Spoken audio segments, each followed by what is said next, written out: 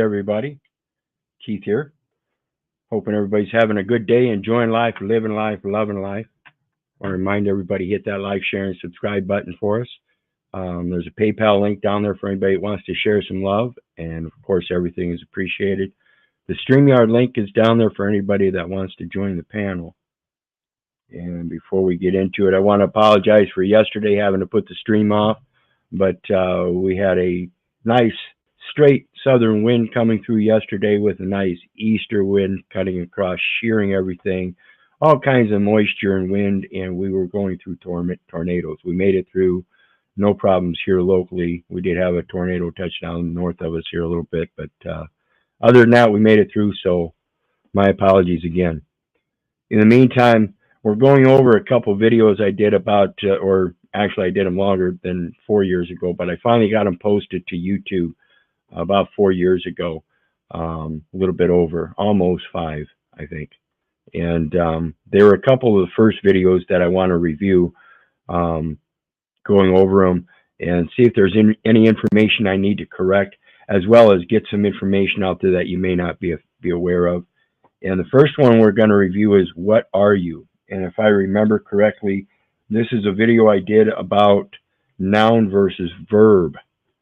Noun versus verb, and that is Genesis 2:7, where God forms man of the dust of the ground, and when he breathed the breath of life into his nostrils, man, the noun, became a living soul, a noun phrase, which is actually a verb describing an action. Living is the predecessor to the predicate, which is a soul, telling us that it is a verbalization. So let's take a look at it. Hope everybody enjoys. And remember, the StreamYard link is down there for anybody that wants to join.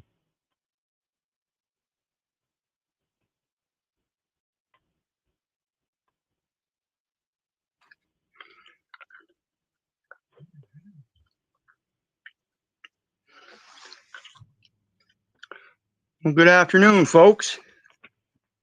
Keith here. Hoping everybody's having a good day. Enjoying life, living life, loving life.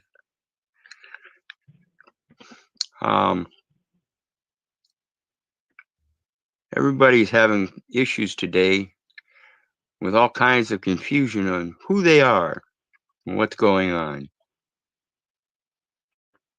I think you got things mixed up. It's not who you are, it's what you are. When you go by who you are, you're going by the name. When you go by what you are, there's a distinct difference. This is listening to the message rather than the messenger. Again, like I say, it's just a big popularity contest, and everybody wants to be known by their name instead of their spirit. So, I'm hoping, which is an extension of the original spirit, where all credit comes from. Spirits, spiritual credits, the merits of your actions are founded by the merits of your words. Are they true and correct, or are they false? Hoping to be able to help clarify the difference between who and what. And see, when we talk about a who, we're talking about a person. Person, place, or thing is a noun. What's a noun? A noun is something that describes something. It describes a person, place, or thing. And when we talk about a place, we're talking about a location. When we're talking about a thing, we're talking about an object. When we're talking about a person, we're talking about a specific object and not an object in general. That person, that object of person, is the body, the physical body. Okay. Now, this is, in a sense, what the person is. And I want to point out, when it comes to that term, person, place, or thing, as an object, it could be an object, something intangible. Again, where the noun itself is a descriptor of the intangible thing. That's all it is. So it can merely be an idea, a thought. Which is where the name of who the person is attached or defined as. And that's the name. The name is attached to me, and that describes the who of the what, the specific body. The specific body is guided spiritually. Walk before me and you shall be faultless. So I'm guided by the Spirit whom I walk before. That's what I am. I'm a citizen of heaven. I'm a son of my creator. I am the son of that who guides me and protects me. And so, and though he gave me free will of choice, the choice I choose is his will. So who are the chosen ones? Is it really about who those that are chosen, or is it about the choice that he gave everybody, whether chosen or not, to choose him as the immutable promise to seek his counsel, which he sealed with his promise and oath? as long as I shall not waver, I shall maintain that guidance and protection. But when it comes to who, it's just the person, nothing else. That person is the written description. That written description. It is merely a descriptor. The individual's name and number, which are descriptors, identify the record. They're trying to conflate that the name identifies the living soul. It doesn't. That's the wrong name. If anything describes the living soul, the best descriptor would be merely and nothing more than the given name, Keith. Goes upon presumptions, assumptions, and implications until there are clarifications as to its correctness. And this is important in all of the commercial processes, whether they be just normal contracts or trust contracts, estate trusts, whatever. They're all commercial and they're all relative only to the person, but subjective to the specific object, the specific matter. They are subject to this matter. They are subsequent only because I exist first. That personage, no matter what capacity it's in, has nowhere near the capacity of yourself. That person cannot actually operate, cannot perform, cannot act in commerce unless your behavior as what you are, the being that you are, allows it to do so. Pure and simple. And so when it comes down to what you are the one that that person is subject to. That person is not subject to the government. That person is subject to you. The government also is subject to you. I'll make that very clear. See, there's a lineage, a logic that they can't really use your property without your consent and permission and knowledge and intent. And that's the problem. Nobody ever realizes this. We've not been taught this in school.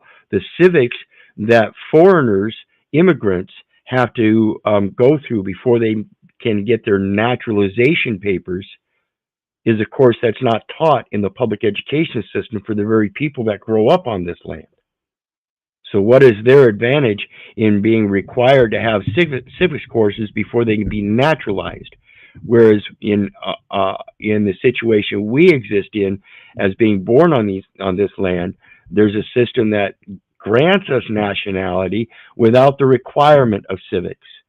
It's granted before we even learn the civics. It's granted before we can even express or learn or express our spiritual talents. That's that public education system destroying everything spiritually and not teaching us what we need manually in those civics courses so we can determine the spiritual and manual choices. Clear. Your person is subject to you. All of your persons are subject to you, yourself. Your government is subject to yourself. One more time to make explicitly clear, all of your persons and your government are subject to yourself. You are not subject to them. When it comes to the person, again, that written description as a noun, like I said, cannot perform, cannot act, cannot do anything. You have to. And therefore, you are the one that creates the action. You yourself are not the who. You yourself are not the noun. You yourself, as the creator of the actions, are the verb. And the actions verbalized by nouns twist everything up. To comprehend exactly what you are, people. You are my brothers and sisters. You're not Tom. And so when we fill out those documents and we don't understand this construct, what we're doing is we're taking an application and we're confirming that the facts on the paperwork are true and correct in their form. When in fact, if you're signing those documents and saying that you're a resident or a United States citizen, and under penalty of perjury, you agree and sign to the factual data elements in that document, you're subjecting yourself to the very U.S. codes and state statutes and stuff, saying that you are in fact a federal, state, or municipal officer or agent whose resident presence is deemed necessary by the board, when in fact there's a contradiction because it's only voluntary. And an only voluntary or voluntarily put forth because that's what you've been indoctrinated to believe. But what you believe is no longer true. You have to fix that. Once you realize you're not a United States citizen and you're not a resident and various other things, you need to start putting what is true and correct. That is the grant. That is the guarantee, as we spoke in the video the other day. Etymology of grant and diplomatic. You graduate high school in this public education system, they give you a diploma saying that you know diplomacy, that you can rightly divide the word of truth. And yet that's the last thing you can do because they indoctrinated you to believe that you're a resident. You're not Harry. You're not Dick. You're not Mary. You're not Celeste. You're not Gloria. You're not anything other than what you are to myself. And that is a what? Another spiritual being, just as I am. Period. Well, that's all I wanted to do for now. Kind of help point that out, kind of give you a separation of powers between yourself and the person, and that you are not the who, you are the what of what the who is. And remember, people, if it wasn't for you guys, I wouldn't be doing this. God bless. Have a great day. Bye.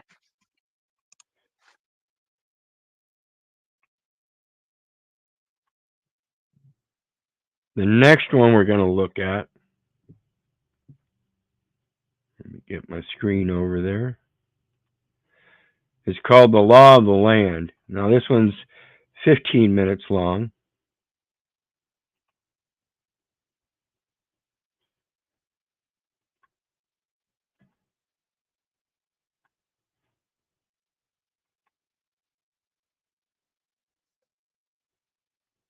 He's having a good day, enjoying life, living life, loving life.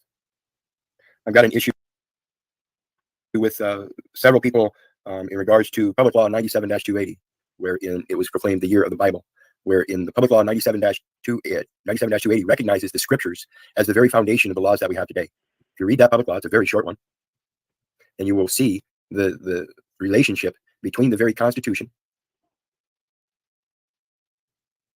that allows for the making of public laws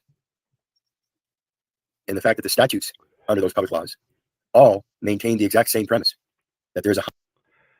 And this verse here, Jeremiah 1:5, you guys hear me say it all of the time. Please pay attention. I've got something I want to say when we finish up with this statement here in the video. Higher authority. This is easily recognized that every last one of them public servants have to recognize that they are a trustee. That somewhere, someone else granted them the power. And when you go check with that next person, they too will maintain that they are a trustee, or should. So that grant of power, again, the guarantee. A grant means a guarantee, a promise, a will, a wish. Before I formed thee in the belly, I knew thee, and before thou camest forth out of the womb, I sanctified thee, I ordained thee a prophet unto the nations. Romans 13, in regards to these public officials, there is no power but that which is ordained of God. So any power they pose without the word of God is a false power. Learn how to separate that false power. The true grant comes from the will, the guarantee of God to seek his immutable counsel. Immutable.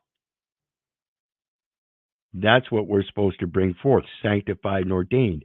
These ordinances aren't supposed to be able to have an effect to sanction the truth. So what they're doing is they're putting documents before you, and you're putting the errors in there. All you got to do is fix your errors. Bring the truth to the document that they can't deny. Now they have to do something. There is no power but that which is ordained of God. When you prove that, if they continue to move on the falsified document, when their record system requires the integrity, it proves their misfeasance and then malfeasance of trust.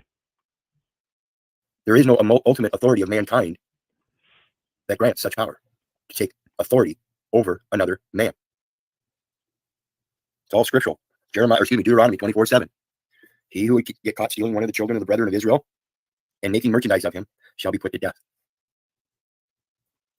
So when we look at Jeremiah 1:5, it says, before I formed thee in the belly, I knew thee. And before thou camest forth out of the womb, I sanctified thee, and I ordained thee a prophet unto the nations. A prophet unto the nations. Again, telling us that they got the laws of their very nations from the hearts of the prophets that went forth with ministering these words of sanctification and ordinance. So the word has already been brought unto the nations through these very scriptures. All you're doing is reaffirming them. Titus 3:8. This is a faithful saying that I will, that thou constantly affirm, that he who believed in God be careful to maintain good works, for these things are good and profitable unto men. So again, the grant is already there. This is a faithful saying, bringing in the full faith and credit of the Word of God, the spiritual credit from those that came before us and already said it. You are all ordained a prophet. It's already written in your heart. You already know the truth. You already know what's right and wrong, and that's the truth. It's not a matter of, well, it's true if you classify it as this, or it's true if you classify it as that, or it's false if you classify it as that. Those are all statistics. Statist, I see. Statistics for materialistic noun form data elements. That's all it is. Noun form data elements with enumerations. The name and number identify the record. The individual's name and number identify the record. Doesn't identify the living soul. Nothing can identify the living soul except for the Creator. I fear not, for I have been redeemed. He has called me by thy name. I am his. It's the attachment of the surname that is the problem. Because again in Isaiah 44:5, it reiterates, one shall say, I am the Lord's. One shall call himself by the name of Jacob, and another shall subscribe with his hand unto the Lord, and surname himself by the name of Israel.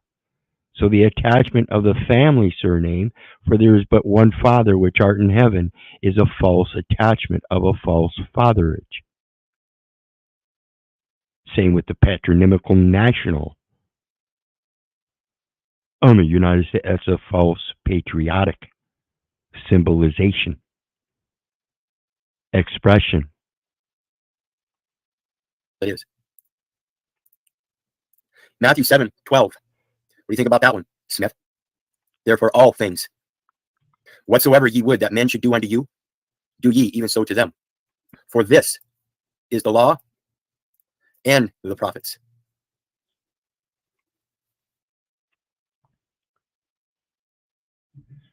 Actions speak louder than words. So if you have to coin your words or purse your lips to keep yourself out of trouble, your actions should be a paramount responsibility for any culpability. Your actions would be things brought forth from your thoughts, your morals. The law and the prophets. Leviticus 25, verse 23 through 25. The land. And that principal issue here is the law of the land. Again, we're born prophets. We're born on the land as prophets unto the nations. This is the conference of the common law as the law of the land, is because the people that have those scriptures in their hearts and then read those scriptures and it correlates a good moral standing, that's what they put forth as a society, a cultural society, that they put forth as a standard for what we would call laws. And those are just moral standings. Objectively moral standings. Thou shalt not kill. Okay, what are the morals about killing? It would go to the necessity. Sometimes there may be a necessity if you need to survive yourself to kill an animal for food and sustenance. But to kill without necessity is called murder. And this is parallel throughout all definitions. There's a duality or a multiplicity in the use of the term. Rightly dividing the words of truth. The kidnappers are the children of the brethren of Israel, making merchandise of them. They are making merchandise of the land as well. This is done through a process known as condemnation. Shall not be sold forever. What is condemnation? For the land is mine, for ye are strangers and sojourners with me. And in all the land of your possession, ye shall grant a redemption for the land. So, with all these supposed titles to land, the problem is they can't have title to land.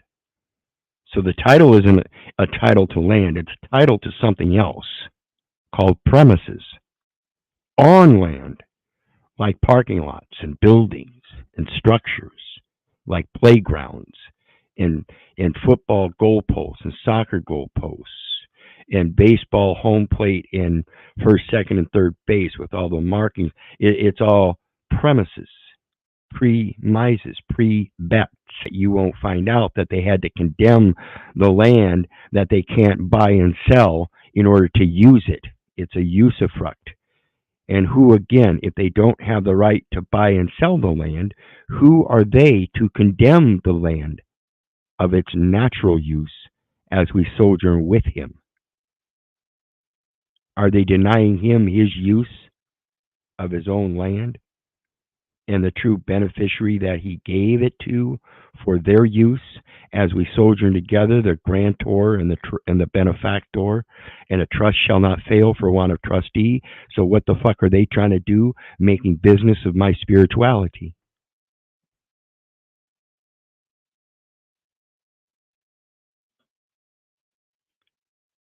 If I'm his and I'm a stranger and sojourner with him and I've been redeemed and I fear not, doesn't that too give me the power to redeem, as it says here, grant a redemption for the land? Grant a redemption for the land. Remembering grant means a guarantee.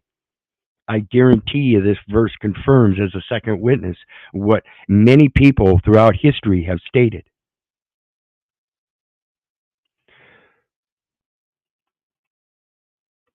See, in order for them to use it for commercial purposes, they must too do the same thing as they do with children of the brethren of Israel, is kidnap them. They must take them. So in the land, they must take the land for commercial use.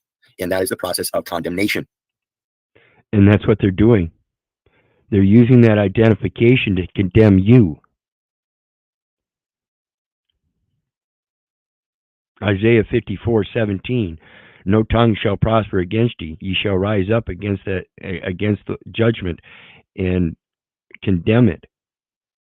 This is the inheritance of the servants of the Lord, and their righteousness is of me, saith the Lord.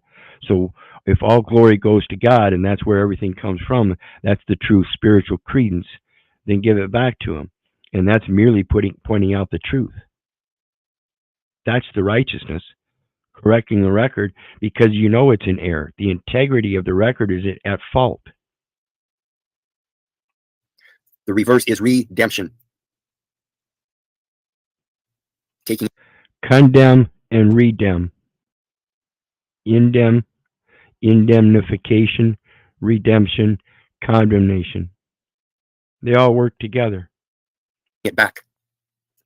If thy brother be waxen poor and has sold away some of his possession, namely his time, and if any of his kin come to redeem it, then shall he redeem that which his brother sold.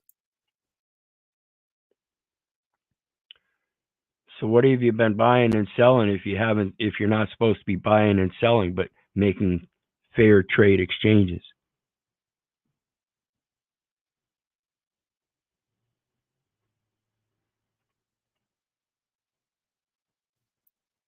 So in them condemning the children of the brethren of Israel in their kidnapping to make merchandise of them, they do the same process with the land to use it for merchandising, commercial purposes. That's what's being sold. And that's what you're supposed to redeem. Is they condemn the land which shall not be sold forever, so they condemn it for commercial use.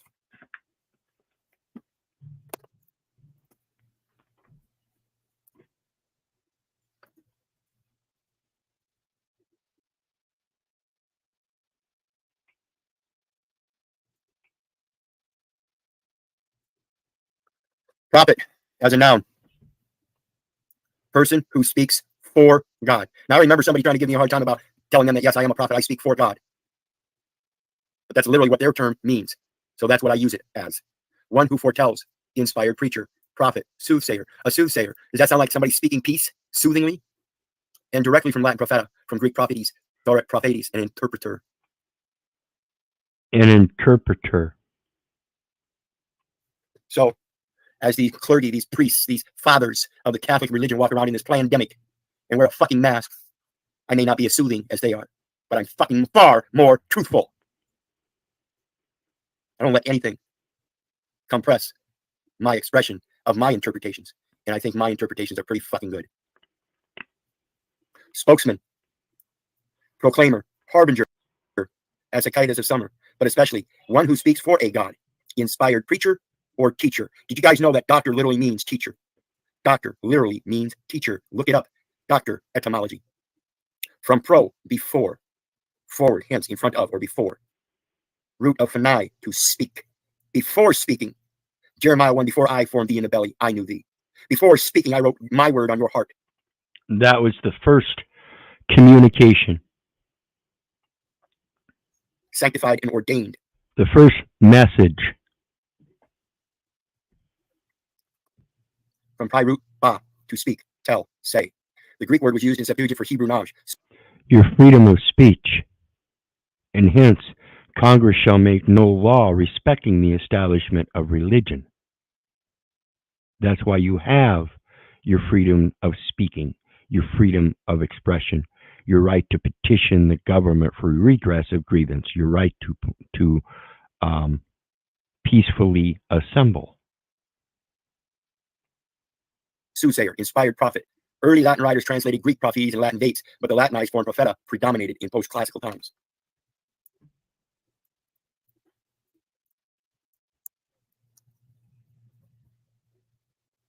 Bates means prophet or poet. So they literally kind of discluded it because of the concept of being a poet would maybe distract from the literal term of being a prophet before the word. Something that was prophetically impounded upon your heart, and that's why your heart pounds today. In English, meaning prophetic writer of the Old Testament. So prophetic writer of the Old Testament is from late 14th century, non-religious census from 1848. So they took it out of religious context and used in Muhammad by 1610. Translating Arab al-Nabi, Hebrew Nab, and sometimes also al-Rasul. Properly, the messenger. So again, we run into the term messenger versus message. I'm not here to tout my horn. I'm here to tout the horn of God. I am speaking for God in his name. Who the fuck cares about Keith Little? Who the fuck cares about Keith Conrad? Who the fuck cares about anybody except the truth? Oh, 98% of the world stuck in their egos. The Latin word is glossed in English, in Old English, by Wittga. The prophets for the prophetic books of the Old Testament is by late 14th century. So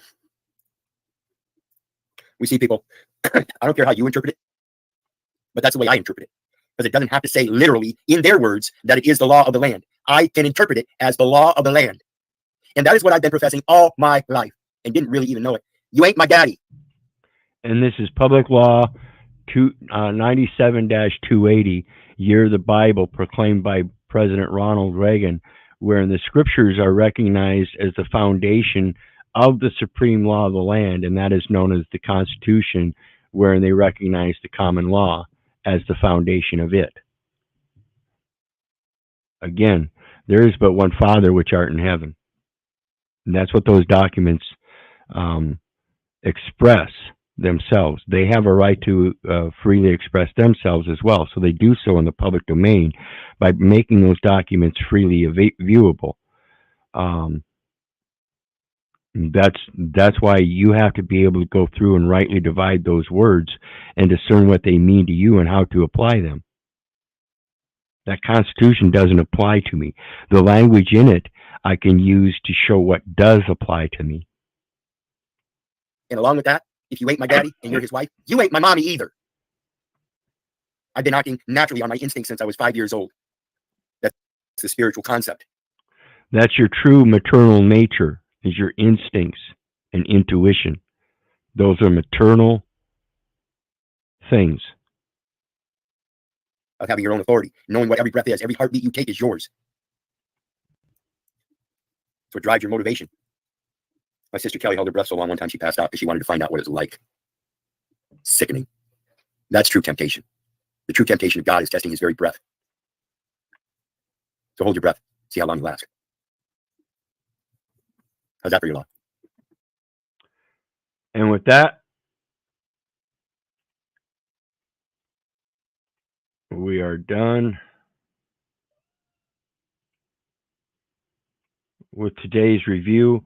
So So yeah, like I said, that the term grant and diplomacy, diplomatic diploma, we got to start relating this as to the education that we've received. Is it the manual education in the public education indoctrination centers, or is it the spiritual education that we truly need to express the truth by rightly dividing those words that they're indoctrinating us in?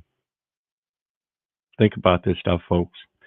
And I want to once again thank everybody for your support. Again, my apologies for yesterday, going through storms and stuff. So we kind of had other things to take care of. We got some dogs that are really agitated by that kind of stuff, so we were kind of having to pay attention to them and keep them calm. Don't want them pissing and shitting inside and this and that. So again, we made it through no problem. May those that did not make it through and have suffered a lot of damage and stuff, may they be blessed in the future to recover from that. And with that, we are out. You guys know me. I love you, but I don't give a rat's ass whether you love me back. And that's to say, I don't care if you hate me. I don't care if you don't respect me. That's on you. So may God love you, or bless you both, and have a good day. We'll see you at 6. Bye now.